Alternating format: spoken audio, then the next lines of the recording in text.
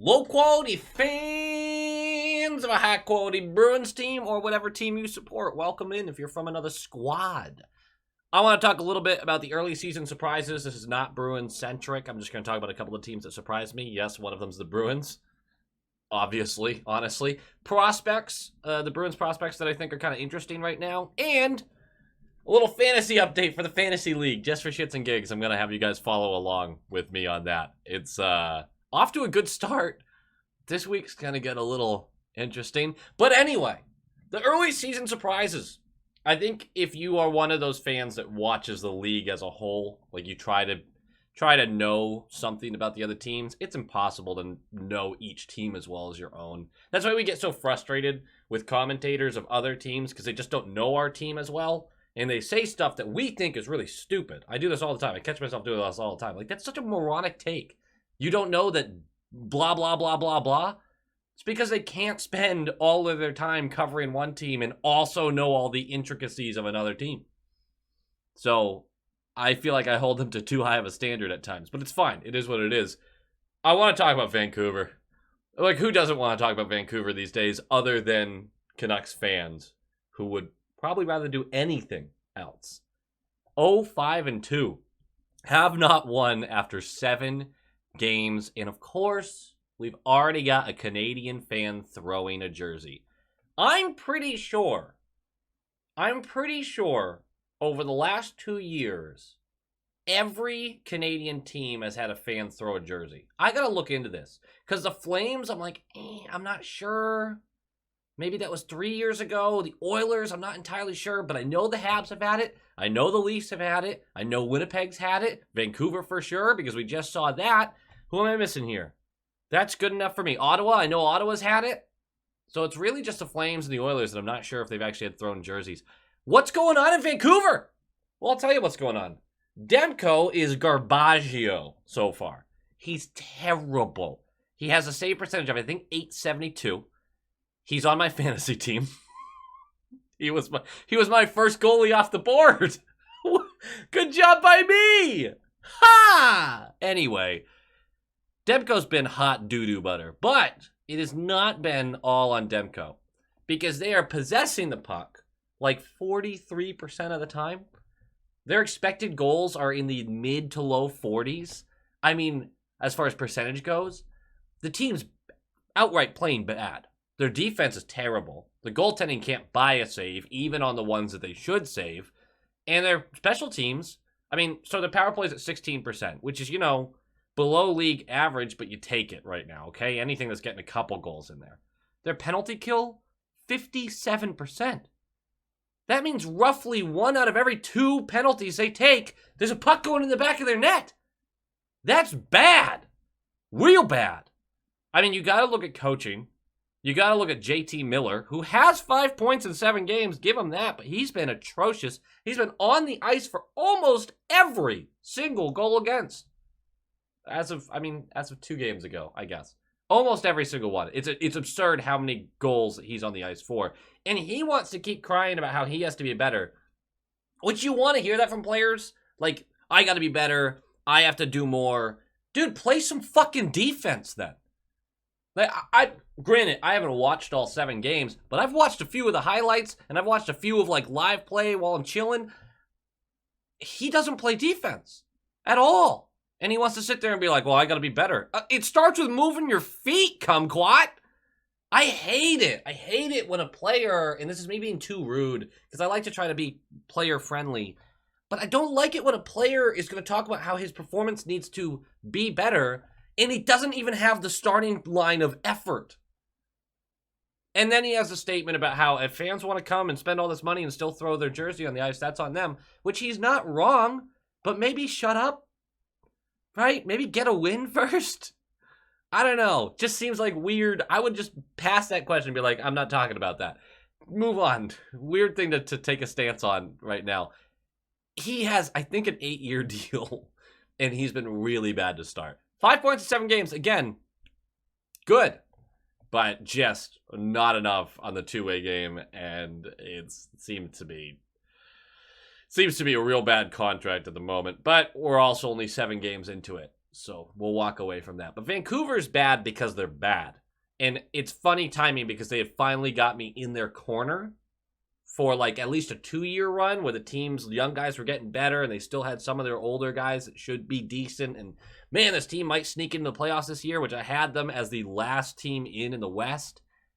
It's still possible, but you have gotten 2 out of 14 points to start the season. That doesn't really scream playoff team to me. Now that we got that out of the way, let's do a live look at the Flyers fan base for how they feel about where the team is. Put the knife down. Take for Bedard my ass. We win one more game and Tortorella's getting it. Yeah, that sounds about right. They keep winning. They're 4-2, and that's just, that's just torts, man. What are you going to do? He turned the team into a defensively structured transition attack team. This can't last. It won't last. But it's just Islanders 2.0. And it's all coming together because Carter Hart's having a really great start to his year, which good for the kid, you know? He had a lot of pressure on him for a lot of years now that just wasn't super fair. And when everyone finally gave up, lo and behold, he's playing a lot better. They're 4-2. It won't last, but weird to see because they've genuinely outplayed some teams. But there are some underlying numbers that really make you go, okay, eventually they're going to crack and go on a slide. So just a surprise early in the season. The other surprise is the Boston Bruins. Why wouldn't they be? Missing Marchand and McAvoy, missing Grizz for the majority of the games, Carlo for now the majority of the games, I believe, DeBrusk for a few games. That's real major pieces of your team that you just have to keep replacing, and you keep winning. You're 5-1-0. That's awesome. No one expected this team to be clicking this well. A lot of it has to do with the Krejci line and Pasternak just going bonkers. They do allow a lot going the other way. I do think we're outscoring a lot of our issues, but you got to be genuinely happy with where we are right now. So I'm going to take it, but they're my third team that's been really surprising. I expected us to hover around 500, and it would take 4 losses in a row for us to get there. Not bad. Not a bad start at all. The other surprise is the Atlantic, as of this morning, Tuesday morning, doesn't have a team under 500. The worst team is 3-3. That's pretty impressive. I know we're only a few games in and it's going to start separating and everything, but when the worst team in your division is at 3-3 and one of them is Tampa, this is a scary fucking division. Ottawa looks really good. They have to outscore their issues all season long, but they are clearly capable of doing it for a while.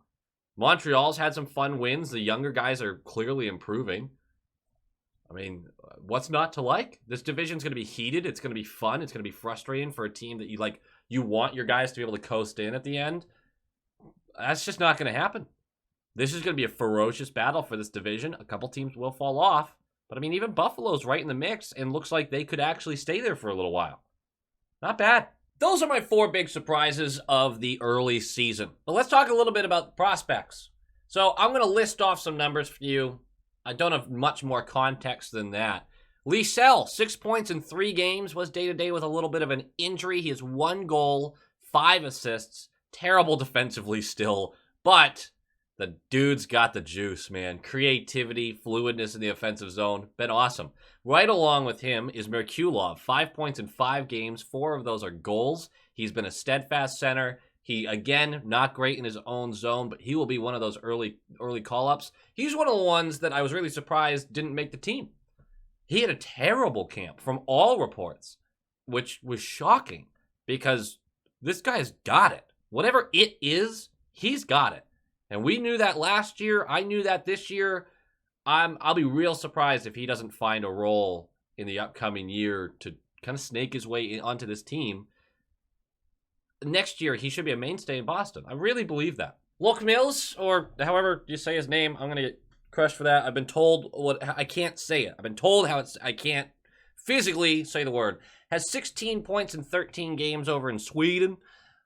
Neat. I haven't been able to watch any of them. I'll be honest about that. I want to watch more of him. He was my favorite pick out of the draft this last year.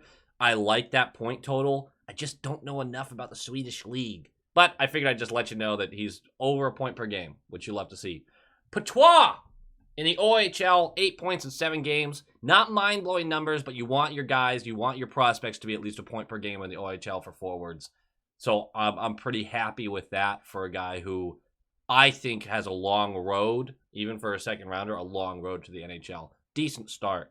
Riley Duran over in Providence College, 7 points in 7 games. He continues to just be that guy who outworks everyone else. He's a real fun story if you want to look into him.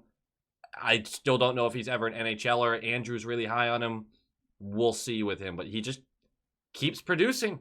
One of those guys that for some reason you can't point at any part of his game where you're like, wow, that's elite, except for his work effort. Like, it's weird to say. You'd think everyone has a work ethic like that's elite in the NHL, and yeah, they really do pretty much. But this guy just seems to outwork everybody else all the time. Good for him. Mason Lohrei, 5 assists in 8 games with Ohio State. I honestly expected that to be a little higher, but it is what it is. Jelvik, 3 assists in 3 games with Boston College. Oscar Jelvik, that should be an interesting name coming forward because he's continued to be pretty decent on the scoring rate. And then Ryan Mast, who had that ELC signed so early, 7 points in 10 games in the OHL for a big defensive defenseman. 7 points in 10 games is pretty good.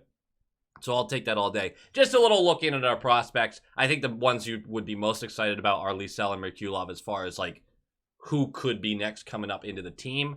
But these are decent numbers for a lot of guys. And it's nice to actually look at our prospects for once, because I haven't been able to do this in 3 to 4 years, and go, man, I actually really like some of these guys. That's exciting. Fantasy update. We got that dub. We got the first dub of the campaign. Technically, it was week 2. We started our fantasy league a little late. Shout out Jambi Pot, our beloved commissioner. Just ironclad, man. He runs it a tight ship. I don't know, actually. I don't know what his style is yet. We're only a week in. But we did get that first dub of the campaign. We did get a little lucky, though. I had the 4th highest scoring team of the week. So, I mean, kind of middle of the pack, high middle of the pack. But my opponent, unfortunately, had a really rough one. He got unlucky for a lot of reasons. Kreider did him no favors at all.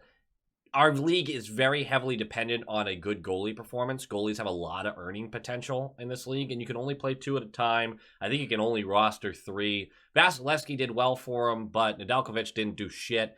He struggled between the pipes, which really kind of sank him. But I'm going to take this. You have some weeks where you're the lucky guy and some weeks where you're the unlucky guy, and then you have the battles. This upcoming week, I play the Juggernaut. And yes, we already know who that is just 1 week in, because Blinny's Battalion put up over 400 points in the first week, which is absurd. This is a 12-team league. 400 points. I'm going to show you his roster right now. You're going to go, how the hell did this happen? How does he have that much talent? I don't know, man. I picked 11th. I couldn't prevent anyone from doing anything. Just leave me alone. This was unbelievable. His squad's awesome. Here's my strategy, though. He does have the benefit about 4 or 5 extra games, but that's fantasy hockey. You got to live with that. I'm kind of playing this like the underdog of just keep it close. My goal is to get to the weekend and just be within 20 points. Give ourselves a chance for an upset. This team is stacked, but my team is not completely outmanned. It's got its star potential. The biggest thing is I'm very weak at center, and we need some big performances from Pavelski. We need something from Boone Jenner, both of which I have a lot of faith in as like names that you don't go, wow, that's a star guy, but they're still going to put up some points. I was just talking to my buddy Knucklepuck, and he was pointing out to me that my team is not a team of superstars. Whereas you look at Blinny's Battalion, and there's a lot of names on there where you go, holy shit, this is a star. This is a star player. And on my team, I've got Hedman and I've got Ovechkin. But other than that, it's an analytically built team. It's favorable draft positioning for certain players who should have the benefit of power play one time, of high usage. I basically went with an analytically driven team rather than a star-powered team. Because again, when you pick 11th, there's not going to be a lot of potential for star-powered picks. I like my team a lot. But when you look at my team, there's just not enough names when you get excited about. That's fine by me. The goal is to keep it close and to get enough consistency out of these players that it overwhelms the random hat trick that one of his players will have. I'm believing in it. Believing. Biggest letdown, Lucas Raymond, 1.7 points. This is really tough for me because I want to hold on to the kid because there's a lot of potential there. I assume he's going to go on a heater as soon as I bench him, but this is not the week to be going with players that can't put points up. I need something from you, Raymond. I need it. Demoted to the second power play, too. Tough look. Tough look. But I believe! Alright, guys, it does it for me. Another video coming out late tonight after we beat this Stars team. I gotta stop saying that. I'm giving myself bad vibes. I'm wearing Steen right now. I don't think I'm wearing it for the game, though, because that just doesn't feel right. Steen isn't even doing well in the AHL at the moment, so we're gonna need to see a bit more from him before we're wearing this consistently. If you guys are interested, follow me on Twitter. Come to the Discord. Links are below. It'd be kind of cool. We have a Patreon that I need to get set up in a better way. I need more free time to work on this stuff. I do. I work a lot. It's okay, though. Everyone works a lot. And we got the Bees to look forward to. Go Bees!